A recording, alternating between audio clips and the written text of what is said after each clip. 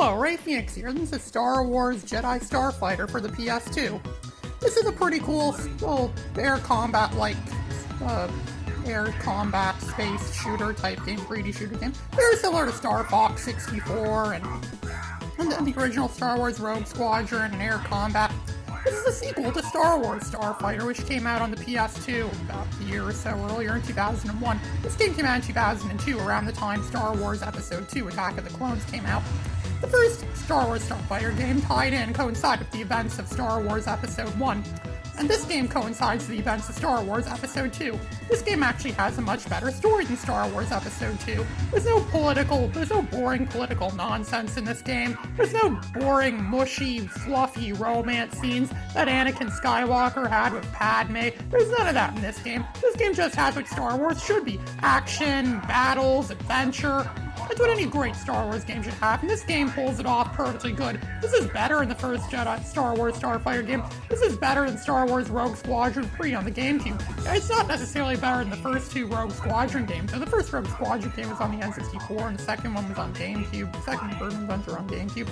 But the third Rogue Squadron game really took a lot of time and spent a lot of time with ground combat levels, which that should really be left for Star Wars Battlefront games, not these shooter-type games.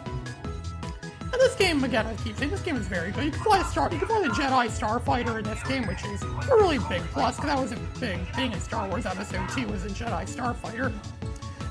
Which is really maneuverable. It's like a precursor to the A-Wing, pretty much. The A-Wing from Star Wars Episode 6, Return of the Jedi, evolved from the Jedi Starfighter.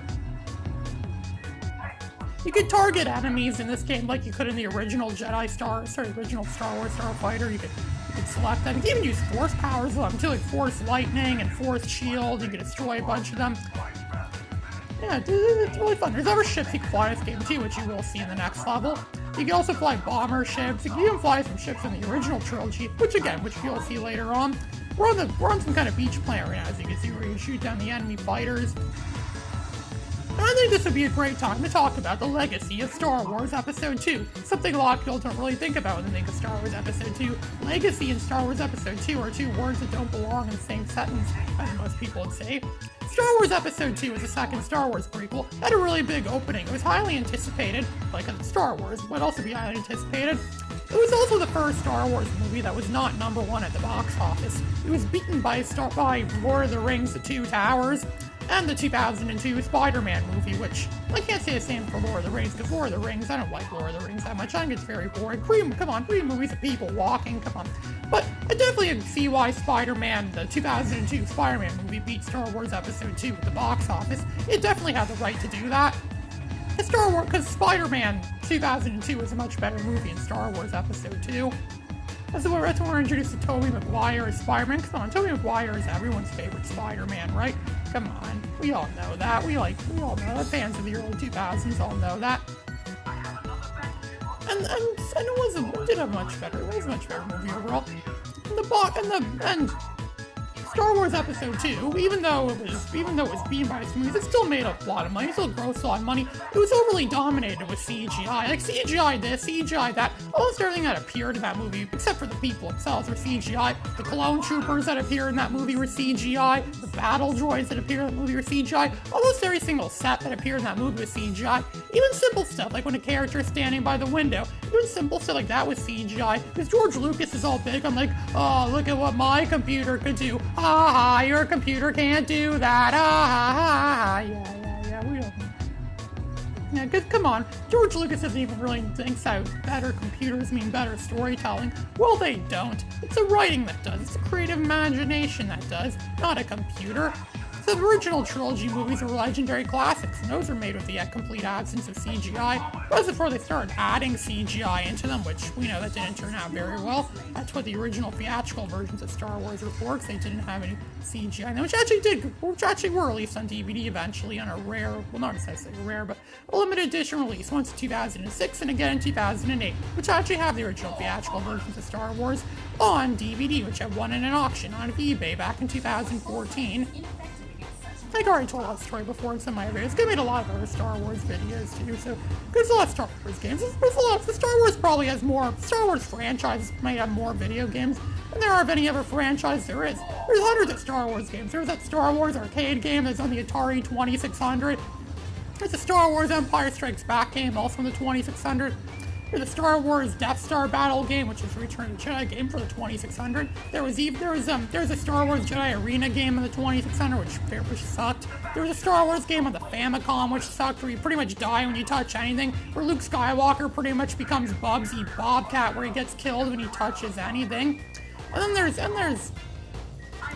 Star Wars for the NES, and then there's Star Wars The Empire Strikes Back game on the NES, and there's the Super Star Wars games, which kind of sucked in my opinion. A lot of people say the Super Star Wars games were awesome. I don't think so. I think the Super Star Wars games sucked. There was that Star Wars arcade game on the Sega 32X, which I already made a video about that. It wasn't a bad game. This game's probably better, though. This is probably a better game, though, but Star Wars for the arcade for the Sega 32X, it was pretty cool back in 1994. There was Star Wars Dark Forces, a first-person shooter, much like Wolfenstein 3 or Doom. There was... What else is there? There was Star Wars Shadows of the Empire, Star Wars Rogue Squadron, Star Wars X-Wing, Star Wars TIE Fighter, Star Wars X-Wing vs. TIE Fighter, Star Wars X-Wing Alliance, Star Wars Starfighter, Star Wars Jedi Starfighter, Star Wars Rogue Squadron.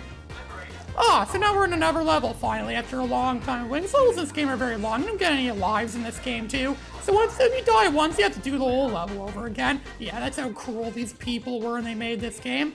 So we're flying the X-Wing this year. The X-Wing is actually a bonus craft you can unlock in the game. But later in the game, you can use it. I thought it'd be cool to show this off. Yeah, I don't know how an X-Wing would end up in Star Wars Episode 2, though, or the era of Star Wars Episode 2. Because the Rogue Squadron games had the Naboo Starfighter. It was pretty interesting, because the first Star Wars Rogue Squadron game was released months before Star Wars Episode 1 was released, and Star Wars Episode 1 was the first movie to have the Naboo Starfighter in it. But it was still really good, still worked out very well. But this game has the X-Wing in it, and people knew what the X-Wing was, of course, because it was in the original trilogy. But how would an X-Wing, same from the original trilogy thing, it's not supposed to have happened yet in the timeline we got here? Well, I guess time travel is probably how that happened. But then again, there haven't really been any Star Wars stories of time travel. I mean, come on, even expanded universe stories don't seem to have any time travel. There doesn't seem to be any time travel in Star Wars at all. Which is, I don't know, maybe there will be one in a future movie or something, I don't know. They should make a Star Wars time travel movie. I'd pay money to see that. Then again, I'd pay money to see anything that's Star Wars, because Star Wars is just that kind of franchise. Star Wars is a lot better than Lord of the Rings, in my opinion. It's a lot better than a lot of other franchises, in my opinion. It's definitely a lot better than Twilight, right? I mean, as much as I'm not a big fan of the prequels, I'd much rather watch them over Lord of the Rings or Twilight or James Bond or stuff that I'm not really a big fan of. So we have to take out the space station, as you can see here. And of course, there's more of those Scarab fighters. There's two that are getting in our way. So the space station is located somewhere around a nebula, as you can see in the background. We have to shoot down its defenses. This is actually, believe it or not, this is actually kind of more like some of the Star Wars X-Wing games. A lot of those Star Wars X-Wing games, you often have to fly to a space station or shoot stuff down. At the same time, in those games, you gotta be careful with what your weapon's power, or what your overall shielding is, and other power things too. It was like a Star Wars X-Wing game, X-Wing TIE Fighter games. It's really just a simulation, more like a simulation type game. I always like to really fly a starcraft. And this game is more like Rogue Squadron. It's more like trying to be an arcade style shoot 'em up type game, which I guess that's better for some people, better in a lot of cases.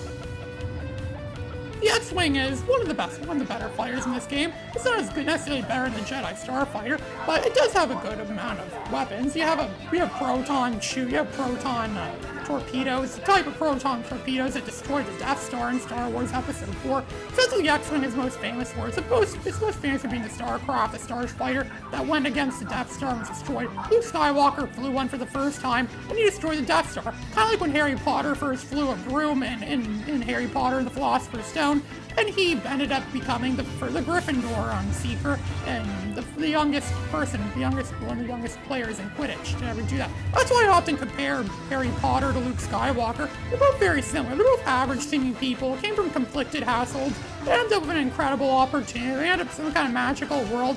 And they do something for the first time, and they end up winning. They get into trouble or stuff like that happens, and they end up being successful at the end.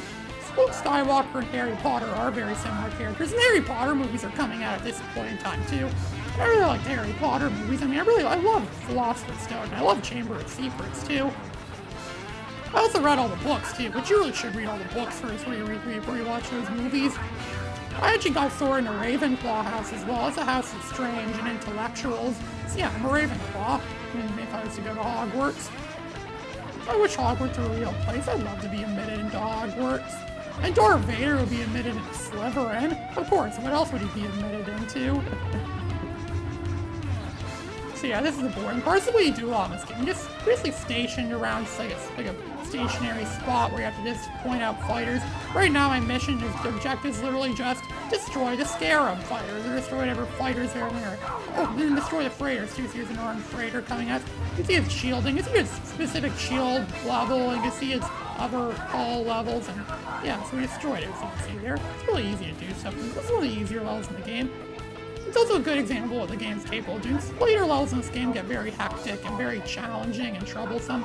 There's one level of the game that was just downright bad to play, downright all broken up. So I had to put the game on easy just to complete that level. And again, it ties in with Star Wars Episode 2 when the Clone Wars is beginning, which is what began Star Wars: The Clone Wars.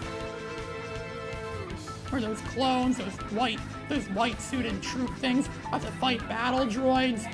And George Lucas does have a crazy mind. But then again, where would our world be without George Lucas? I think I've shown you enough of this game. This is Ray Phoenix, signing out.